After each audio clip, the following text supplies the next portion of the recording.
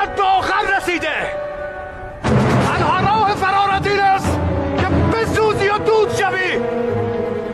وصیت کن. مختار شخصا آمده تا جانت را بستاند. مردی بمان و از خودت دفاع کن. جنگ افزارتان هم به انتخاب تو. مختار دوست دارد جانش را با چه بستانم؟ تیر و کمان یا خنجر؟